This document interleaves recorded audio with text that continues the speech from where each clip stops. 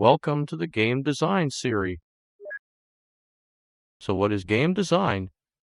It's quite important to know the definition of this subject that we're going to talk about a lot in this series. Game design is the act of deciding what a game should be. That's it. On the surface, it sounds too simple. You mean you design a game by just making one decision? No. To decide what a game is, you must make hundreds, usually thousands of decisions.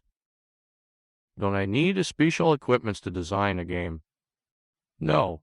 Since game design is simply decision making, you can actually design a game in your head.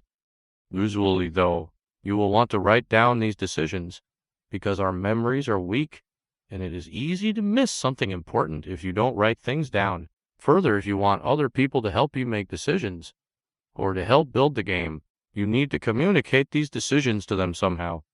And writing them down is a good way to do that. What about programming? Don't game designers have to be computer programmers? No, they don't. First of all, many games can be played without the use of computers or technology. Board games, card games, and athletic games, for example.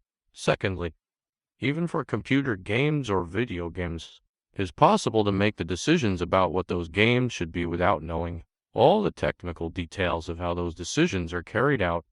Of course, it can be a tremendous help if you do know these details. Just as being a skilled writer or artist can help, this allows you to make better decisions more quickly. But it is not strictly necessary. So do you mean that the game designer just comes up with the story for the game? No. Story decisions are one aspect of a game design, but there are many, many others. Decisions about rules, look and feel, timing, pacing, risk-taking, rewards, punishments, and everything else the player experiences is the responsibility of the game designer. So does the game designer make decisions about what the game should be, writes them down, and moves on?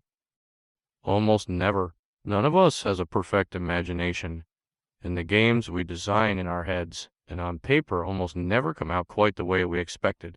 Many decisions are impossible to make until the designer has seen the game in action. For this reason, the designer is usually involved in the development of a game from the very beginning to the very end, making decisions about how the game should be all along the way. So, is the game designer the only one allowed to make decisions about the game? Let's turn that around. Anyone who makes decisions about how the game should be is a game designer. Designer is a role, not a person. Almost every developer on a team makes some decisions about how the game will be just through the act of creating content for the game. These decisions are game design decisions, and when you make them, you are a game designer.